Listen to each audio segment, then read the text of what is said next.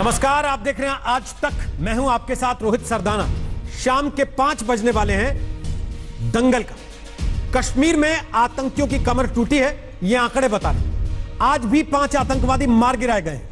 इसी हफ्ते आतंकवादियों के साथ तीसरी मुठभेड़ में 14 दहशतगर्दों को धराशायी किया गया। लेकिन सुरक्षा बलों की इस कामयाबी के बीच यह सवाल फिर गूंजा है कि कश्मीरी पंडितों को इंसाफ कब मिलेगा। सोमवार को कश्मीर के एक सरपंच अजय पंडिता की हत्या कर दी गई। 17 साल पहले कश्मीरी पंडितों का नरसंहार हुआ था। उसके बाद किसी कश्मीरी पंडित पर इस तरीके का यह पहला हमला था। अजय पंडिता का परिवार 1990 में कश्मीर छोड़ने के बाद 1996 में वापस लौटा था और तमाम मुश्किलों के बावजूद वहां डटा हुआ था। ऐसे में अजय पंडिता की हत्या एक बहुत बड़ा झटका है। अजय पंडिता की बेटी नियंता उर्फ शीन आज हमारे साथ। वो बार बार कह रही हैं कि मेरे पापा का बदला लिया जाना चाहिए। उनसे हम सीधी बात करेंगे और बताएंगे आपको दंगल में और हमारे साथ कौन कौन से आज मेहमान होंगे। लेकिन उस बातचीत के पहले आपको यह पूरी रिपोर्ट देखनी चाहिए।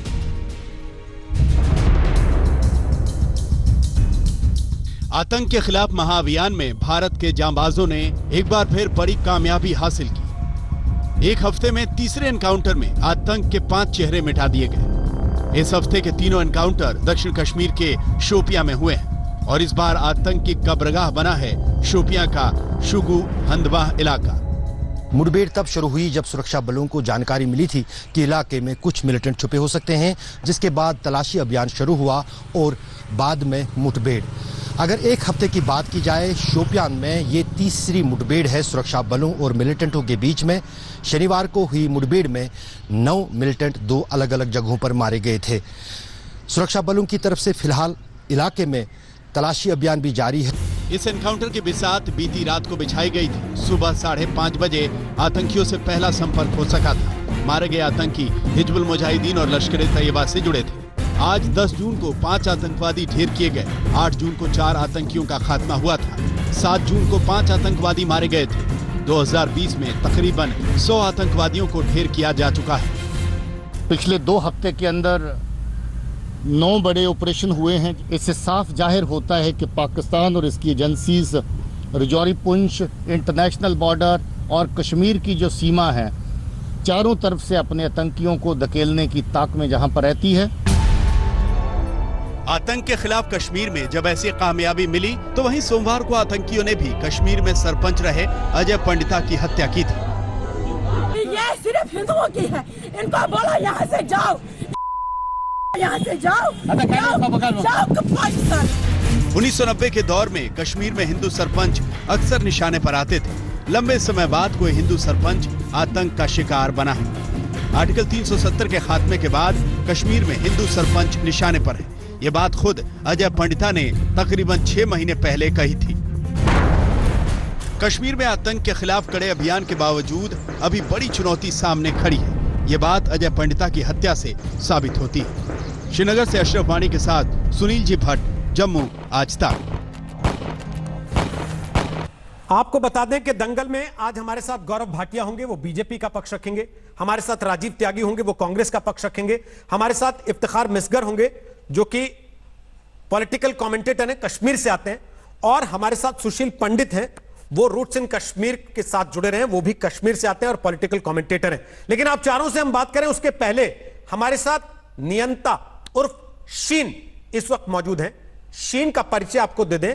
वो कश्मीर में लुकभवन गांव के सरपंच अजय पंडिता, जिनको मार दिया गया, उनकी बेटी हैं। और आज इस परिस्थिति के बावजूद वो हमारे साथ बात करने को तैयार हुई हैं, इस कार्यक्रम में आई हैं, इसलिए क्योंकि वो चाहती हैं पूरे देश तक उनकी आवाज पहुंचे।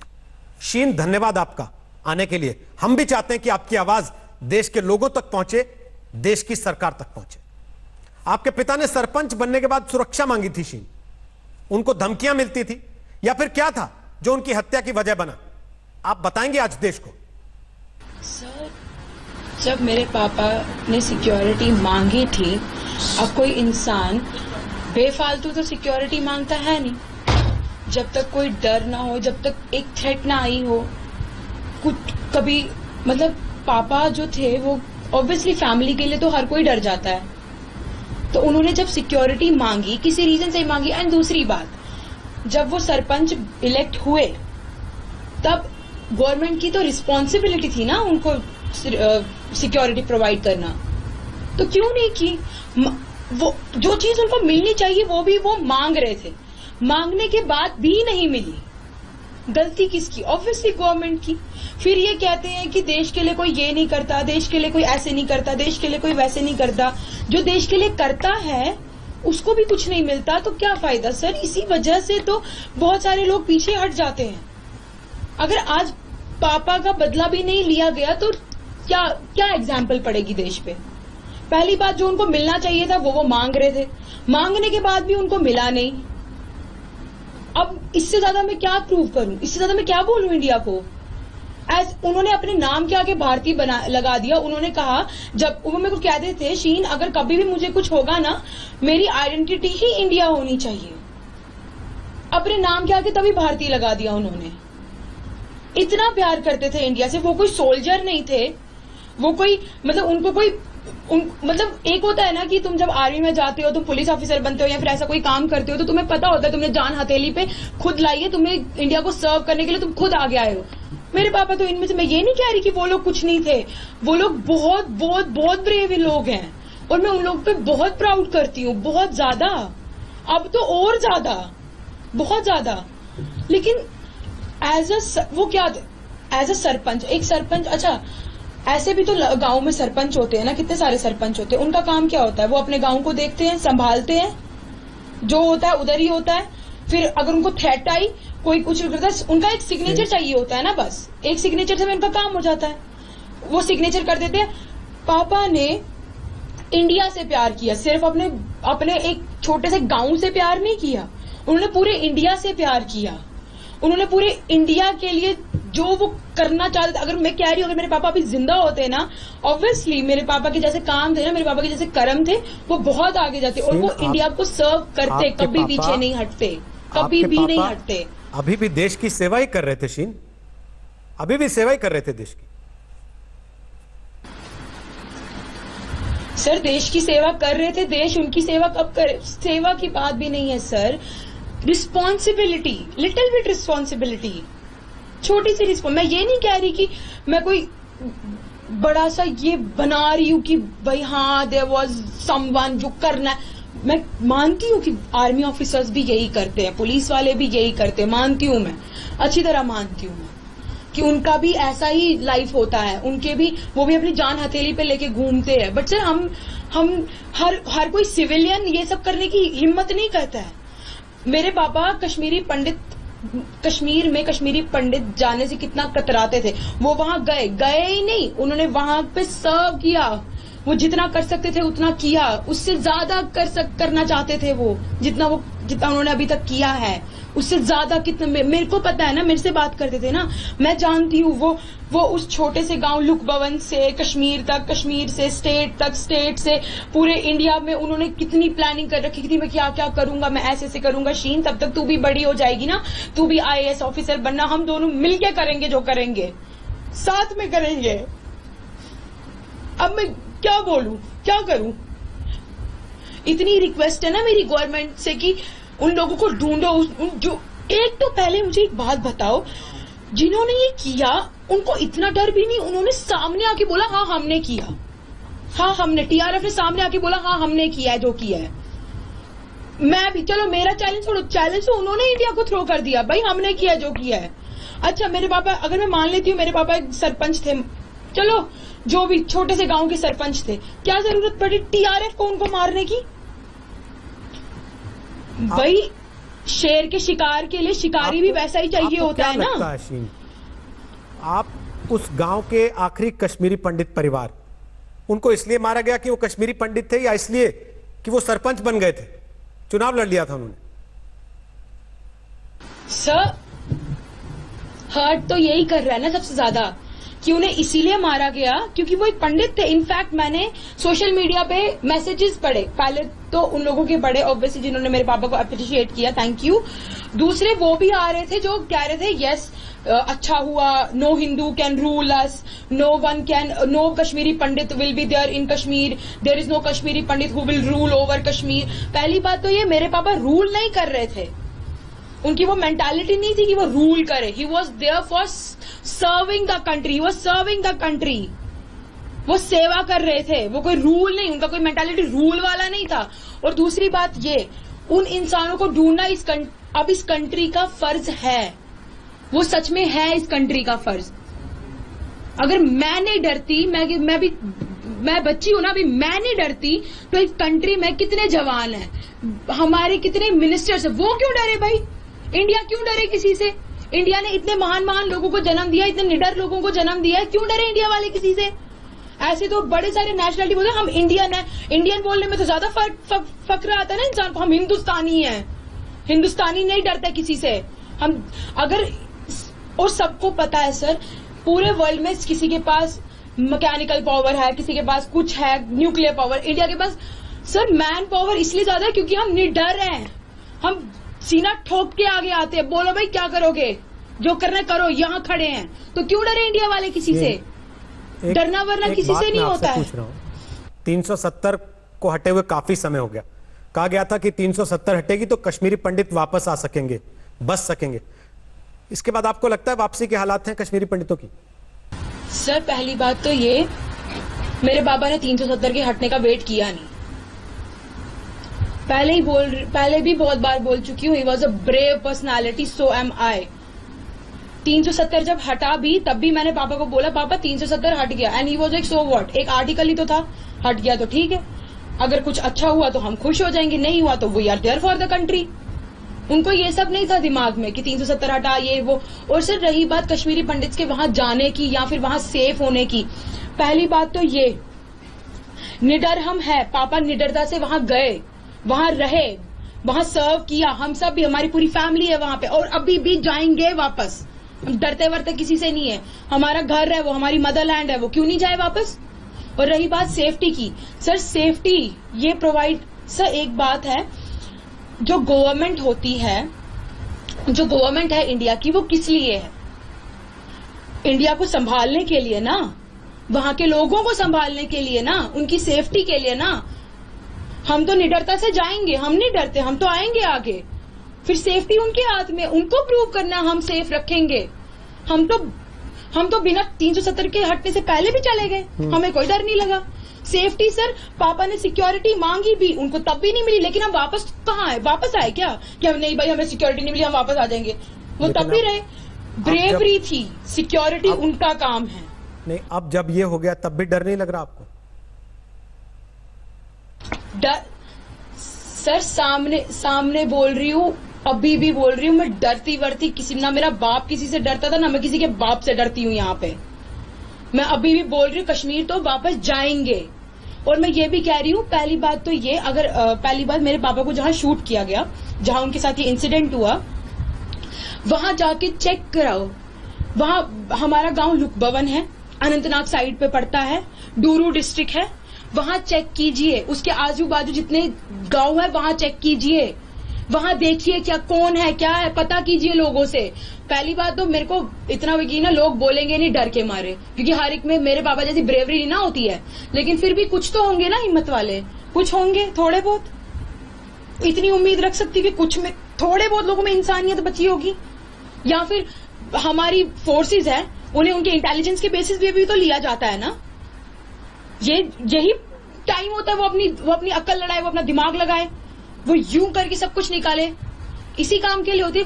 और अगर मैं कह रही हूँ, अगर वो डरते हैं, अगर उन्हें भी डर लग रहा है ना, मैं पहली बात मैं ये नहीं कहती कि हमारी इंडियन आर्मी डरपोक है, bravest, they are the bravest, but still अगर किसी को ये लगता है ना कि हम वहां गए यहाँ गया होगा, मैं साथ हूँ, हमारा पूरा फैमिली साथ है, हम साथ चलेंगे, मैं तैयार हूँ, मेरे को साथ ले जाओ, मैं बताऊंगी कहाँ तलाशी करेंगे, मैं जहां जाओगे वहां मैं साथ चलूंगी, मेरी पूरी फैमिली चलेगी, हम डरते वरते किसी से नहीं है। और दूसरी बात सर शौक की बात तो ये है, टीआरएफ इंडिया को सामने आके बोल रहे हैं, हाँ हमने किया है, हाँ हमने किया है, बोलो क्या कर लोगे। जी कोई बात होती है कि बोलो क्या कर लोगे, हाँ हमने किया है। आपके पापा आपको आईएएस बनाना चाहते थे, आपने खुद बताया। आप कह रहे हो कि आप अपने पापा का बदला लेना चाहते हो, आपको नहीं लगता कि आपकी अपनी पापा को श्रद्धांजलि वही होगी जब आप उनका सपना पूरा कर दोगे, अफसर बन जाओगे? सर मेरे पापा का इसमें 2 पॉइंट अलग है। पहली बात, मेरे पापा का ड्रीम था कि मैं ऑफिसर बनूं, मैं कंट्री को सर्व करूं। उन्होंने मुझे बोला शीना यहाँ आई है ना तो यहाँ देना पड़ेगा, यूं ही नहीं किसी को हिंदुस्तान में जन्म लेने का मौका मिलता है।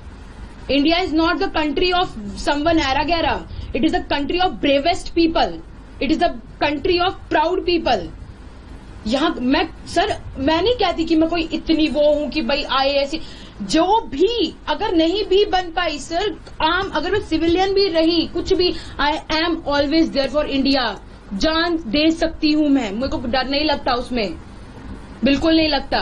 तिरंगे में लिपट के जाना हर एक के नसीब में नहीं लिखा होता। जब मैंने अपने पापा को देखा ना कि पहले तो उनको रखा जा रहा था तो मुझे लगा शायद जैसे तिरंगा उनके ऊपर रखा गया ना, मेरे दिल का इतना बोझ नीचे उतर गया ना कि मेरे को लगा मेरे पापा ने जो अचीव किया है ना वो हमारी फैमिली में आज तक कोई नहीं कर पाया। तिरंगे में आज तक कोई लिपट के नहीं गया, मेरे पापा गए। वो मेरे लिए सबसे प्राउड मोमेंट था। और अगर मेरी भी कभी ऐसी, अगर मैं भी कभी जाऊं ना तो मैं भी चाहूंगी मैं भी तिरंगे में ही जाऊं, यूं ही नहीं। मैं नहीं जाना चाहती, मुझे भी तिरंगा पसंद है, अपने देश का तिरंगा पसंद है, प्यार है मुझे अपने देश के तिरंगे से।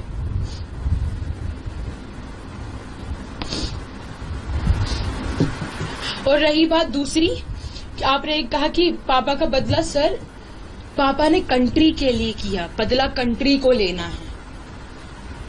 मेरे लिए ड्रीम देखा कि मैं सर्व करूं, मैं बनूं, कश्मीर तो जाऊंगी, वो मेरे पापा का ड्रीम पूरा करना मेरा काम, मेरी फैमिली का काम, बदला पूरा करना कंट्री का काम।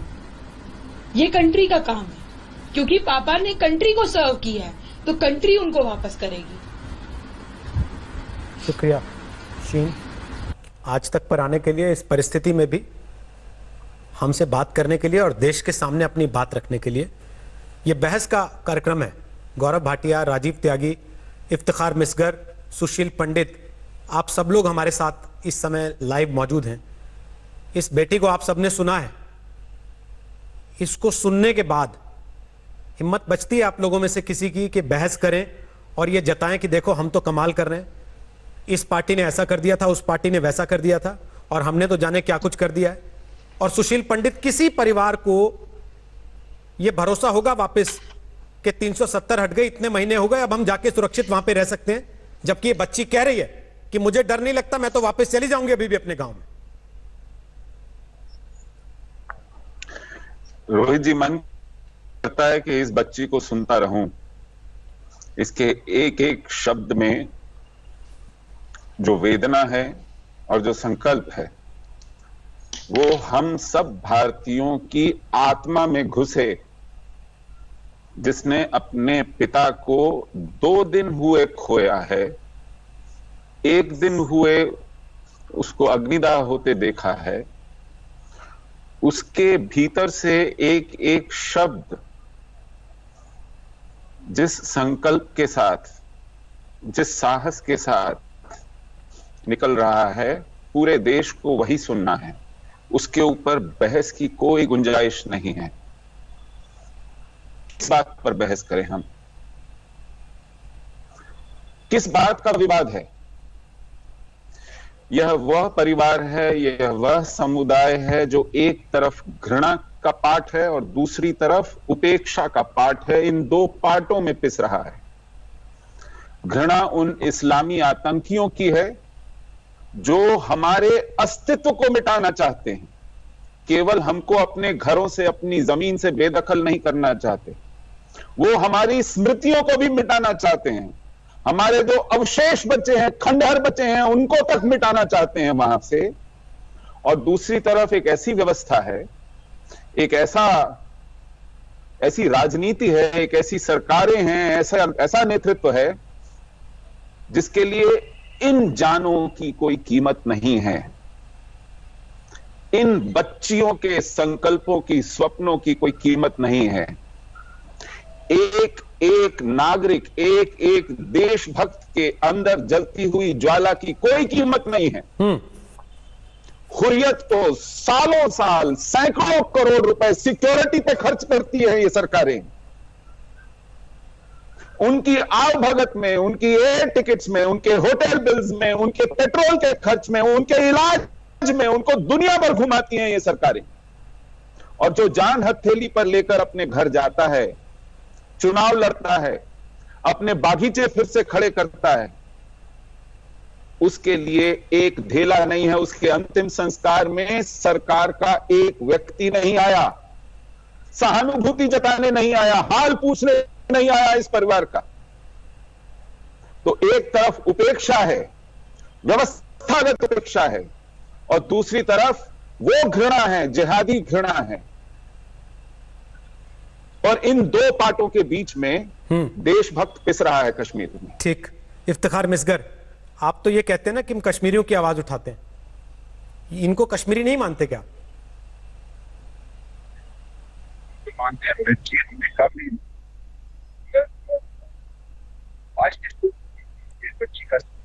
आवाज नहीं आ रही सर आपको, माफी चाहता हूं, इसको दुरुस्त करते हैं फिर वापस आपके पास आते हैं।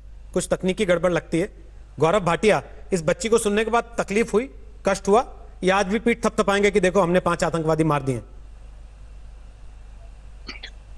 रोहित जी, मैं सुशील पंडित जी को जब सुन रहा था, देखिए उनकी आंखें भी नम हो गई। और आपने बिल्कुल सही कहा कि हमारी छोटी बहन शीन को जब हम सुनते हैं तो कहीं ना कहीं हृदय में बहुत पीड़ा होती है। और जो जज्बा उसने दिखाया है, उस जज्बे को हम सलाम करते हैं। जो अजय पंडिता का जज्बा था, जो उसने अपने पिता से सीख ली, वो जज्बा उसमें भी दिखाई दे रहा था। मैं समझता हूं इस दुख की घड़ी में जो बात मैं भारतीय जनता पार्टी का प्रवक्ता होने के नाते कह सकता हूं, वो मैं देश को जरूर कहूंगा। उस बच्ची ने एक उम्मीद करी, उसने कहा मैं देश की बच्ची हूं, मेरे पिताजी देश की सेवा कर रहे थे, तो बदला होना चाहिए, मुझे इंसाफ मिलना चाहिए। मैं समझता हूं बिल्कुल सच बात है, हम पूरी तरह से प्रतिबद्ध होंगे। सबसे पहले तो प्राथमिकता यही होगी कि इस बच्ची को, परिवार को इंसाफ मिले, और जिन्होंने ये दुष्कर्म किया है उनके ऊपर सख्त कार्रवाई हो, वो जेल जाए। और ये तभी सुनिश्चित हो सकता है जब मजबूती से इस तरह के आतंकी सोच वालों के खिलाफ कार्रवाई हो। दूसरी बात मैं समझता हूँ, भाटिया जी, वो कार्रवाई किसको करनी है? मजबूत सरकार तो बन चुकी है ना देश में, और आज से नहीं 6 साल से बन चुकी है, और अब तो धारा 370 भी हट गई। उस सरकार के बीच में और कश्मीर में कोई कार्रवाई करने के बीच में किसी तरह की कोई दीवार भी नहीं है। वो मजबूत कार्रवाई आपने सही कहा कि सरकार करेगी, वहां पे जो है केंद्र का शासन है, सरकार जरूर करेगी। और मैं राजनीति आज नहीं करूंगा, क्योंकि भाव विभोर हो जाते हैं जब ऐसे शब्द सच्चाई के सुनते हैं, जैसा शीन ने कहा। लेकिन एक बात जरूर कहूंगा, आपके चैनल ने भी दिखाया है कि एक बड़ी मजबूती से हमारी जो वीर सेना है पिछले 2 हफ्ते में 22 आतंकियों को ढेर कर चुकी है। और शीन का भी क्या एक संदेश था देश के नाम, वो मैं जरूर आगे रखना चाहूंगा। उन्होंने कहा कि जब तिरंगे में उनके पिताजी का पार्थिव शरीर लिपटा था, तो वो सबसे भावुक पल था उनके लिए। मैं समझता हूं कि वही सब कुछ दर्शाता है। जो व्यक्ति हमारी सेना के लिए अब शब्द कहे वो गलत है। हमारी सेना का मनोबल बड़ा रहेगा तो देश सुरक्षित रहेगा। और ये बात पूरा देश जानता है कि नरेंद्र मोदी जी में एक मजबूत लीडर है इस देश के पास। और बिल्कुल हमारी प्राथमिकता यही रहेगी कि सेना के द्वारा या पुलिस के द्वारा, भाटिया जी 10 महीने 370 को हटाए हो चुके ना। आपने कहा 370 हटने का मतलब अब कश्मीर इस देश का हिस्सा हो गया, अब कश्मीरी पंडितों की घर वापसी हो पाएगी। सर, ये आखिरी परिवार था अपने गांव का जो मार दिया गया, उसकी बेटी अभी कह रही है कि हम वहां जाएंगे, वापस बसेंगे। लेकिन क्या इसको देखने के बाद किसी की हिम्मत पड़ेगी? और जब 370 हट गया था तो ऐसी नौबत होनी नहीं चाहिए थी। देखिए रोहित जी, आप बहुत ही परिपक्व एंकर हैं। और अगर आप ये कहें अनुच्छेद 370 का हटना, जो कि एक अस्थायी था, वाकई ऐतिहासिक कदम है। एक ऐतिहासिक भूल की गई, पहले उसका सुधार हुआ। और हाँ, कश्मीर का एक एक इंच जो भूमि है वो भारत का अभिन्न अंग है। आज राजनीति ना करते हुए मैं एक बात कहूंगा एक कश्मीरी पंडित परिवार क्या, कोई भी भारतीय और कश्मीरी पंडित वापस जाए, कश्मीर में बसे, यही हमारी प्रतिबद्धता है। और इसके लिए अनेक कदम भी उठाए हैं हमारी सरकार ने, मोदी जी जब से प्रधानमंत्री हैं। सर मैं आपसे अगर आप नहीं कहें पूछूंगा तो मैं आज उसको जरूर कि पिछले उल्लेख 10 करूं। महीनों में कितने कश्मीरी पंडित परिवार आपने वापस बसा दिए हैं वहां पर, मैं आपसे नहीं पूछूंगा, क्योंकि मुझे मालूम है उसका नहीं, कोई मैं जवाब बता आपके सकता पास हूं, है लेकिन नहीं। और मेरे पास है जवाब और मैं दे दूंगा। मैं आपसे ये लेकिन कह रहा हूं रोहित जी, कि कम इसको मेरे राजनीति का सामने आप मुद्दा फिर भी मत कुछ कह के बनाइए। राजनीतिक जवाब देके निकल जाएं। सुशील पंडित बिल्कुल के नहीं। सामने नहीं बोल पाएंगे ये बात, क्योंकि जो परिवार पिछले 30 वर्षों से सड़कों पे टेंटों में अपनी जिंदगियां गुजार रहे हैं, जिनके बच्चे उन्हीं टेंटों में पल बढ़ के आज कहीं अफसर, कहीं नौकरी, कहीं पत्रकार बन के लग गए हैं और काम करके अपने परिवारों को वापस चार दीवारी में सहेजने की स्थिति में आ गए हैं, उनके सामने अगर कोई राजनीतिक बयान आएगा ना कि 10 महीने में हमने कमाल कर दिया है या 6 साल में हमने इतना बड़ा प्लान बना दिया है, तो सर फजीहत ही होगी, इसके अलावा कुछ नहीं होगा। आप कह रहे हैं राजनीतिक बयान आएगा, क्यों आएगा राजनीतिक बयान? हम भी संवेदनशील कितने लोग परिवार हैं। वापस बसा दिए आपने? आया है। चलिए बताइए कि कितने हम परिवार उन- वापस बसा दिए कश्मीरी पंडितों के? हाँ, ये तो मैं- आपके मैं दिल के आपको करीब का बता- मसला था ना, बिल्कुल आपकी राजनीतिक बिल्कुल, पार्टी की राजनीति की नींव में ये मसला था ना। बिल्कुल। कितने और परिवार मैं बसा उत्तर दिए दे- आपने वापस?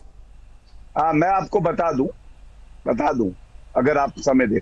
सबसे पहले तो जो दशकों से नहीं हुआ, मैं आपको बता रहा हूं, वहां पे 6000 ट्रांजिट एकोमोडेशन बनाए गए, जिसमें करीब 920 करोड़ रुपए का खर्चा हुआ। परिवार वापस गए, 3000 लोगों को नौकरियां मिली हैं जो सेंट्रल गवर्नमेंट है उसके पूल से, और 3000 कश्मीरी पंडितों को स्टेट गवर्नमेंट के जो भरी जा चुकी हैं। लेकिन मैं फिर भी आज एक बड़ी बात कहना चाहता हूं रोहित जी, जो नियत है हमारी सरकार की, वो सब जानते हैं कि हम कुछ करके दिखाना चाहते हैं। और ये ऐसा मसला है जो दशकों से पड़ा रहा, इच्छा शक्ति नहीं थी। जो सेपरेटिस्ट थे वो जेल में नहीं डाले जाते थे, उनको बुला के तत्कालीन प्रधानमंत्री चाय पीते थे। आज के दिन सर इन सारी बातों पे आपने 5 साल सरकार चलाने के बाद 6ठे साल फिर से चुनाव जीता। इन सारी बातों पर 370 हटाने के बाद पूरे देश ने आपका साथ दे दिया कि आपने ये बातें उनको समझाई थी। अब आप फिर से वापस वही दोहराना चाहते हैं, तो ऐसे नहीं हो पाएगा ना सर। अब तो उसके आगे का बताना पड़ेगा। जो आप कह रहे हैं कि हमने 9200 करोड़ रुपए खर्च करके 6000 ट्रांजिट कैंप बना दिए और व्यवस्था कर दी, सुशील पंडित इनकार कर रहे हैं आपके सामने, आपको शायद दिख नहीं रहा होगा स्क्रीन पर, मुझे दिख रहा है, वो इनकार कर रहे हैं। और वो व्यक्ति है सर जो वैचारिक तौर पर आपकी पार्टी के नजदीक माने जाते हैं, वो आपके विरोधी, उनको आप लिबरल कह के, लेफ्टिस्ट कह के, आतंक के सपोर्टर कह के खारिज नहीं कर सकते। इस बात को तो आप भी मानेंगे। मैं एक बात को दूसरी तरह से रखूंगा। आज राजनीतिक चर्चा का दिन नहीं है, हम लोग भी इंसान हैं, हमारा भी हृदय भर आता है जब इस तरह की एक हत्या की जाती है। सुशील पंडित जी का मैं सम्मान करता हूं, जो मैंने आंकड़े दिए हैं वो ऑफिशियल रिकॉर्ड है जो पार्लियामेंट में रखा गया। लेकिन एक बात जरूर कहूंगा, सवाल उनसे करिएगा जो कहते हैं कि हमारी सेना ज्यादा जो है नागरिकों को मारती है, आतंकियों को कम। सवाल उनसे करिएगा जो कर्नल आशुतोष शर्मा के आपने ये सवाल किए, जनता के बीच में रखे, वो 5 साल के बाद दोबारा चुनाव में हार गए और विपक्ष में बैठ गए, 44 से 52 तक ही पहुंच पाए, उसके ऊपर नहीं हुए। लेकिन जिन जनता ने आपको इस तादाद में सत्ता में लाके दिया कि आप वो सारे फैसले लागू कर दें जो आप बातें कर रहे थे, वो जनता अब तो सवाल पूछेगी। आप नहीं पूछेगी तो कब पूछेगी गौरव जी? 5 साल बिल्कुल पूछेगी। 5 साल में नरेंद्र मोदी जी जब प्रधानमंत्री रहे, करीब 800 आतंकवादी ढेर किए गए, ये हम जानते हैं। पिछले 2 हफ्ते के भी मैंने आंकड़े दिए। लेकिन एक लंबी लड़ाई है, सरकार के पास इच्छा शक्ति है, मजबूती से। 15 साल का प्लान है, 25 साल का प्लान है, या आपको भी 55 साल की सरकार चाहिए जितनी कांग्रेस ने ली, तभी आप बदलाव ला पाएंगे? वक्त बताएगा आपको किस तरह से अनुच्छेद 370 सब कहते थे हट नहीं सकता। नेहरू जी ने कहा था घिसते घिसते घिस जाएगा, वो कभी हटा नहीं पाए, लेकिन वो हटा के दिखाया नरेंद्र मोदी जी। मेरा आपसे कोई निजी बैर नहीं है, उस बच्चे की बातें सुनने के बाद मुझे लगता है कि आपको भी इतना गुस्सा आना चाहिए, इतनी तकलीफ होनी चाहिए जितनी मुझे हो रही है या सुशील पंडित को हो रही है, या शायद घर बैठे हुए किसी भी व्यक्ति को हो रही है उस बच्चे को सुनने के बाद। राजीव त्यागी हो रहा है, ठीक सर। वो जो आतंकी है ना, वो भी ढेर किए जाएंगे, ये कह सकता हूं मैं आज तक पे, बड़ी जिम्मेदारी से। ठीक सर, हमें इंतजार रहेगा उस चीज का। राजीव त्यागी बोलिए, बहुत देर से आप उंगली उठाए हुए थे, लेकिन कुछ सवाल पूछने जरूरी थे, अपनी बात रखिए। देखिए, मैं कोई इस राजनीतिक विषय पे कोई चर्चा नहीं करना चाहता था, लेकिन मेरे मित्र ने जो आंकड़े दिए वो झूठे दिए। 2019 के 7 नवंबर को बकायदा आरएसएस ने कहा बिल्ड कश्मीरी पंडित कॉलोनीज इन J&K रिटर्न प्रॉपर्टीज। ये आरएसएस का ये बकायदा स्टेटमेंट था 2019 नवंबर में। उसके बाद कितने कश्मीरी पंडित वहां पे भेज दिए गए वापस कश्मीर में, इस बारे में मेरे मित्र बता दें तो बेहतर है। हालांकि वो बता नहीं पाएंगे और झूठ बोल रहे हैं। हालांकि जो आर्टिकल उन्होंने कोट किया है, जो उन्होंने आंकड़े कोट किए 3000 नौकरियों के बारे में, प्लीज मैं कंप्लीट कर लूं, मैं आपके बीच में नहीं बोल रहा। 2011 में क्रिएट की गई थी मनमोहन सिंह सरकार के द्वारा। 1450 कश्मीरी ब्राह्मणों ने उसको क्या नाम उसका ज्वाइन किया था फोर्सेस को। 4218 फ्लैट जप्ती में बनाए गए थे कांग्रेस के द्वारा और 902 फ्लैट वैली में बनाए गए थे कांग्रेस के द्वारा। इतना मैं कहना चाहता था। जो इन्होंने कंपैरिजन किया उसके बारे में इन्होंने एक आंकड़ा और दिया है बहुत विशेष रूप से, उसमें भी मैं कोट कर दूं क्योंकि समय नहीं, लेकिन फिर भी कोट करना पड़ेगा। जो किलिंग्स हुई कश्मीर में अटल बिहारी वाजपेयी जी के लास्ट के 4 साल में, वो 6000 किलिंग के इंसिडेंट 6538 हुए, सिविलियन 3065 मारे गए, सिक्योरिटी फोर्स के पर्सनल्स मारे गए 1835। हमारे समय में जो लास्ट के 4 साल हैं, जो आप मनमोहन सिंह साहब के देखेंगे, किलिंग इंसिडेंट हुए 553, 133 सिविलियंस मारे गए, 218 सिक्योरिटी फोर्स के पर्सनल मारे गए और शहीद हुए। मोदी जी के टाइम पे जो 4 साल के आंकड़े वो बोलते हैं 701 बार इंसिडेंट हुए, 215 सिविलियन मारे गए, 385 सिक्योरिटी फोर्स के पर्सनल मारे गए। हम ये कहना चाहते हैं हमारे टाइम पे किलिंग इंसिडेंट भी कम थे और इसीलिए आतंकवाद भी कम मारे गए, हमारे सिक्योरिटी फोर्स के पर्सनल कम मारे गए।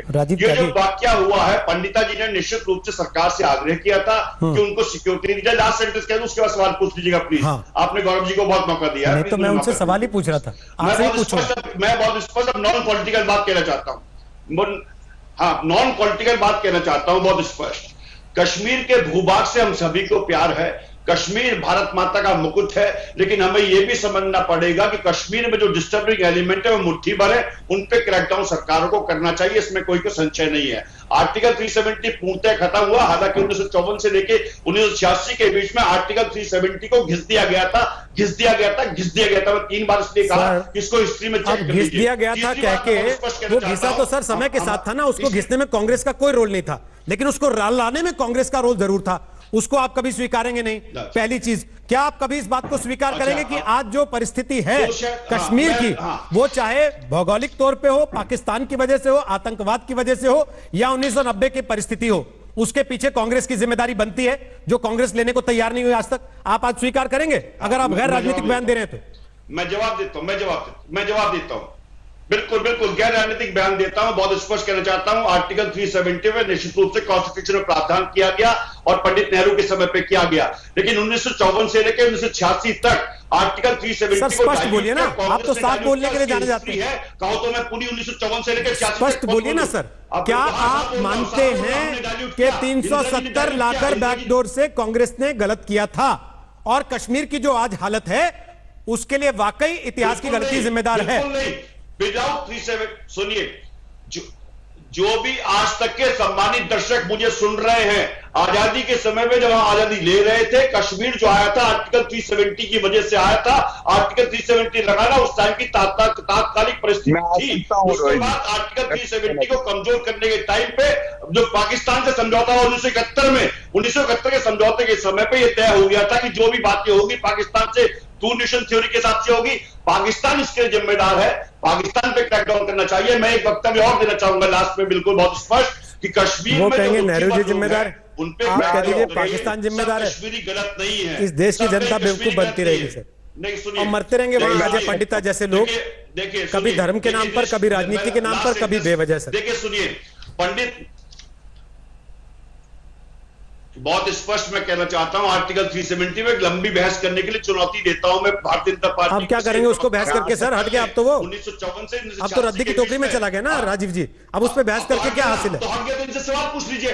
अब इनसे सवाल पूछ अब लीजिए, उसमें क्या हासिल है? उनसे सवाल पूछ लीजिए कि उन्होंने आंकड़े झूठे क्यों दिए, पहले प्रश्न। उनसे दूसरा सवाल ये पूछिए, अजय पंडिता जी की हत्या कैसे हो गई, दूसरा प्रश्न। तीसरा प्रश्न, यदि वो बेटी वापस जाना चाहती है, कश्मीर में सेवा करना चाहती है, तो उसको किस तरह से आप वहां पे स्थापित करेंगे? ये 3 प्रश्न पूछ करके भारतीय जनता पार्टी के मेरे मित्र से बता दीजिए, मैं मान लूंगा कि आप नाम से उनसे सवाल पूछ रहे हैं। अरे सर, मैं तो आपके कहने से पहले ही पूछ रहा मैं था, उत्तर और दे आपके सर्टिफिकेशन के बाद थोड़ी ना तय होगा कि मैं सवाल पूछ रहा हूं कि नहीं पूछ रहा हूं। जनता देख रही है, वो खुद तय कर लेगी। जनता देख रही है और वो खुद तय कर लेगी सर, कौन सवाल पूछ रहा है और कौन नहीं, और किसको सवाल पूछने में बुरा लग रहा है और कौन जवाब देने को तैयार बैठा है। गौरव भाटिया जवाब दे दीजिए, उसके बाद सुशील पंडित आपके पास और इफ्तिखार मिसगर आपके पास। ठीक त्यागी जी, त्यागी जी प्लीज, त्यागी जी देखिए, आप और हम, त्यागी जी आप और हम लगातार हर तीसरे दिन यहां चर्चा में बैठते हैं, इसलिए एक दूसरे को प्रमाण पत्र देने की बजाय एक दूसरे की बात कहने और सुनने में बेहतर यकीन रखें तो वो ज्यादा अच्छा होगा हमारे लिए भी और दर्शकों के लिए भी। गौरव भाटिया जवाब दे दीजिए, उसके बाद सुशील पंडित और इफ्तिखार मिसगर आपके पास आए। Okay sir, please Gaurav Bhatia जवाब दे दीजिए, उसके बाद सुशील पंडित, वो भी वेट कर रहे हैं इस पर कमेंट करने का जो आंकड़े आपने रखे। फटाफट गौरव भाटिया। ठीक सर, ओके गौरव बोलिए। कांग्रेस पार्टी का चरित्र यह है कि वो चरित्रहीन है। एक हमारी बहन आई, उसने अपनी व्यथा व्यक्त करी, सबके दिल भराए, आंखों में आंसू आ गए। रोहित जी, ये कहने से सवालों का जवाब नहीं मिलता है। जवाब नहीं दूंगा जी, तीनों पॉइंटेड सवाल थे और तीनों पॉइंटेड सवाल का पॉइंटेड उत्तर चाहिए। पॉइंटेड उत्तर चाहिए, पॉइंटेड उत्तर दे। की बात मत करिए, बताइए मुझे राहुल गांधी क्यों चल रही है, बताइए। पंडित अजय त्यागी जी, इससे ये पता लग रहा है कि आपको जवाब चाहिए नहीं, आपको केवल नारेबाजी करनी है। त्यागी जी, इससे ये पता चल रहा है कि आपको जवाब सुनने में दिलचस्पी नहीं है, तो आप लगातार बोले जा रहे हैं। भाई सवाल पूछ के उसके बाद आप चिल्लाते रहेंगे तो फिर जवाब कहां से कोई देगा? अगर आप चिल्लाते ही रहेंगे तो फिर कोई कहां से जवाब देगा? ये क्या है मतलब? भाई आप चुप तो होंगे, वरना ठीक है नाटक ही करना है तो सर ठीक है, मैं गिनता हूं 5:40 तक बहस है, 40 मिनट तक आप चिल्लाते रहिए, कोई दिक्कत नहीं है सर, चिल्लाते रहिए सर।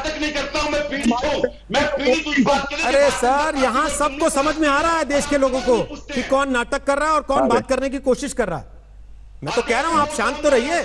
अगर केवल चिल्लाना ही है तो ठीक है सर, मैं अगले 6 मिनट आपको देता हूं, आप चिल्लाते रहिए, कोई बात नहीं। उसके बाद आपको लगता है देश की जनता आपका सम्मान करेगी कि राजीव जी आपने बहुत बड़ा माहौल बना दिया, तो सर प्लीज आप लोग हर दिन हमारे कार्यक्रम में आते हैं सर, मैं आप लोगों से निवेदन करता हूं, आप बोलते हैं आपको सब सुनते हैं, तो जब दूसरा बोलता है आप लोग भी सुन लीजिए ना सर, अच्छा नहीं लगता ऐसे। आप सम्मानित लोग हैं, अपनी पार्टियों के प्रतिनिधि हैं, आपके चेहरे से लोग आपकी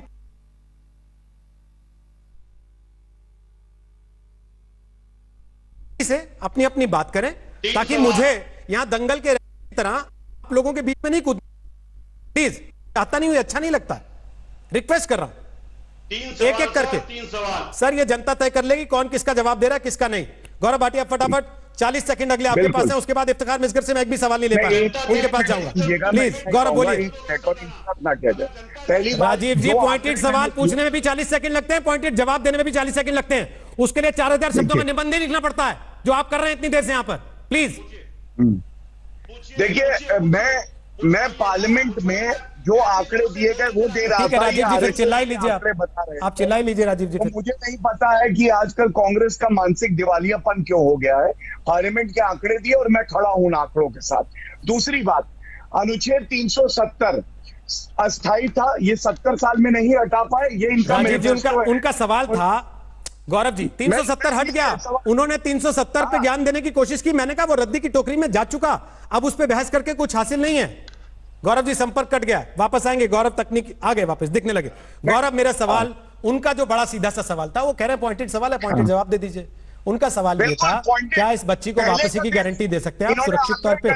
दो, उनके पिता को आपने सुरक्षा क्यों नहीं दी थी मांगने के बावजूद? आप तो सारे सरपंचों को बुला रहे थे, दिल्ली में मिलवा रहे थे गृह मंत्री से, उनको बता रहे थे कि सब कुछ मिलेगा तुमको, फिर क्यों नहीं सुरक्षा मिली थी उनको? हाँ बिल्कुल।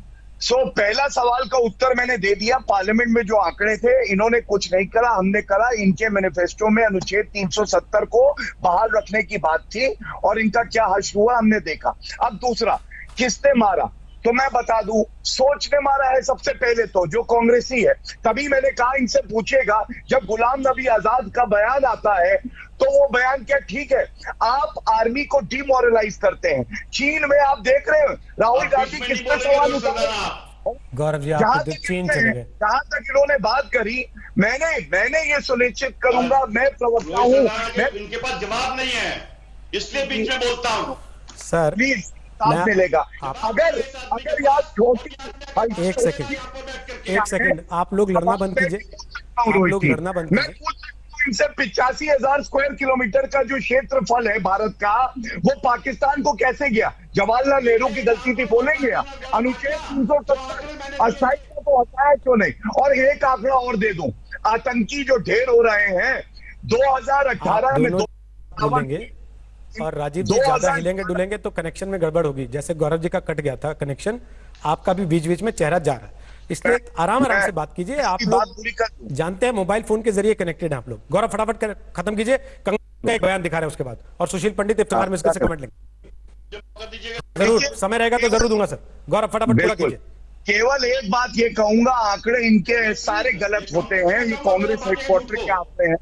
2018 में 257 आतंकवादी ढेर हुए, बालाकोट एयर स्ट्राइक हुई। 2012 में 50 आतंकवादी केवल मारे गए थे। ये फर्क है। और दूसरी बात, अधीर रंजन चौधरी का पार्लियामेंट का आप बयान लगा। सर प्लीज मैं आप लोगों से रिक्वेस्ट कर रहा हूँ, सुनिए ना। जब नहीं एक दूसरे को झूठा मत कहिए, ये अच्छा नहीं। आप लोग टीवी पर बैठने वाले राष्ट्रीय पार्टियों के चेहरे हैं, अगर इस तरीके से झूठा एक दूसरे को कहेंगे, पब्लिक सड़क पे दौड़ाएगी आप लोगों को झूठा बोल के। मत कीजिए। कंगना रनौत का एक बयान आया, जरा आपको सुनवाते हैं कश्मीरी पंडितों को लेकर। तब तक उम्मीद है आप लोग झगड़ेंगे नहीं। उसके बाद इफ्तिखार मिस्कर के पास जाऊंगा। कंगना रनौत का बयान आया, सुनवाते हैं क्या कह रही है।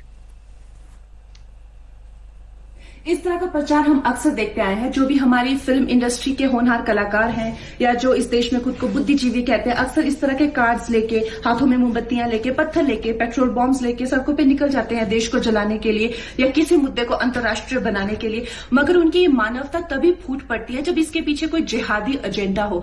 मगर किसी और को अगर उनका इंसाफ दिलाना हो तो इनके मुंह से चू तक नहीं होती। जिस तरह से भेड़िया भेड़ की खाल में छुपा होता है ना, उसी तरह से जिहादी एजेंडा वाले लोग जो है सेक्युलरिज्म की खाल में छुपे हुए हैं। हिंदुओं को ये सेक्युलरिज्म सिखाते हैं, मतलब रिवर्स साइकोलॉजी की भी हद होती है। जो रिलीजन ना कि हमें सिर्फ मानव से प्रेम करना सिखाता है, हर धर्म का सम्मान करना सिखाता है, जीव जंतु, पशु पक्षी, पेड़ पौधे, ग्रह, ब्रह्मांड, वायुमंडल, हर चीज की हमें पूजा करना सिखाता है, उन्हें सेक्युलरिज्म सिखाते हैं।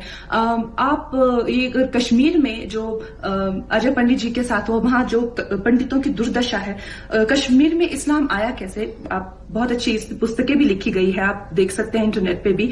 शाहमीर नाम का एक ट्रेडर हुआ करता था, मैं संक्षिप्त में आपको बताऊंगी। तो वहां का जो राजा था सुखदेव, उसके वहां उसने शरण ली हुई थी। उसके जो पूर्वज थे वो हिंदू ही थे, वो कन्वर्ट हुए थे, और किस तरह से फिर उसने सत्ता बदली। और जैसे ही भी है वहां पे Shahmir dynasty is the longest ruling dynasty.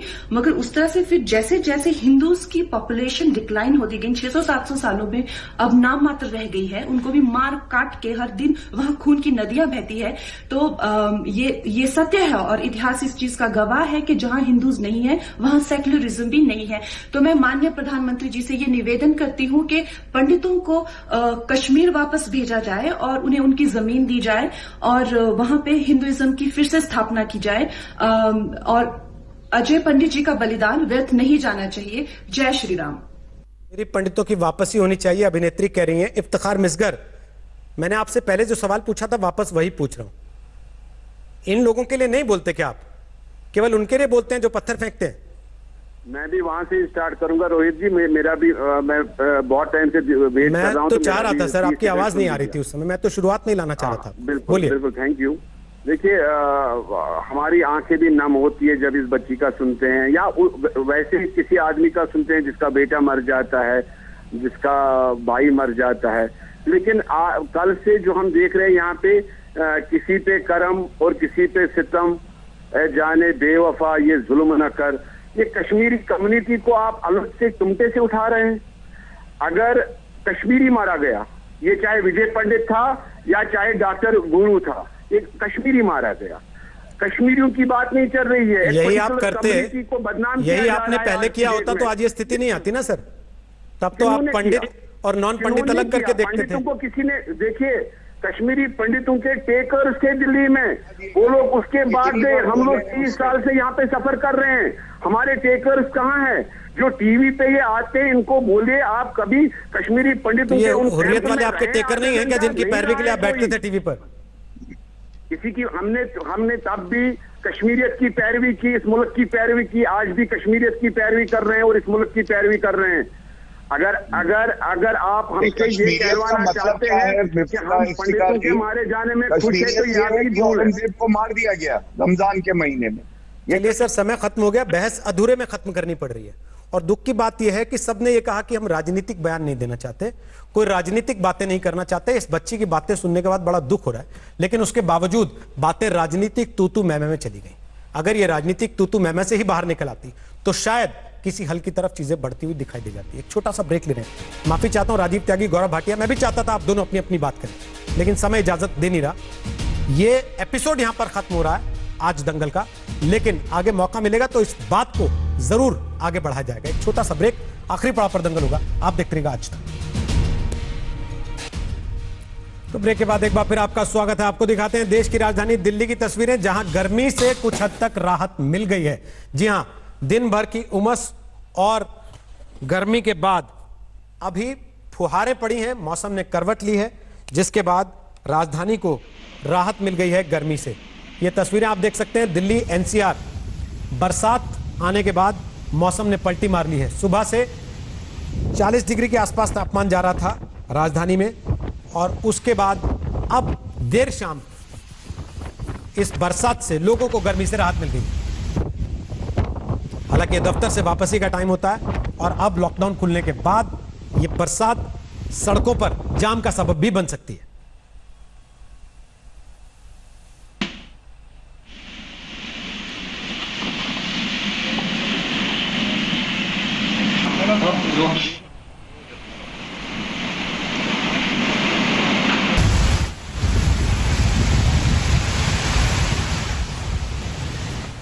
तो आगे देखिए हल्ला बोल अंजना कश्यप के साथ। नमस्कार, मैं हूं अंजना ओम कश्यप। हमें उम्मीद है ये वीडियो आपको पसंद आया होगा। लेटेस्ट खबरों के लिए यूं ही देखते रहिए आज तक, और इस वीडियो के पसंद आने पर लाइक, शेयर एंड सब्सक्राइब करना ना भूलें।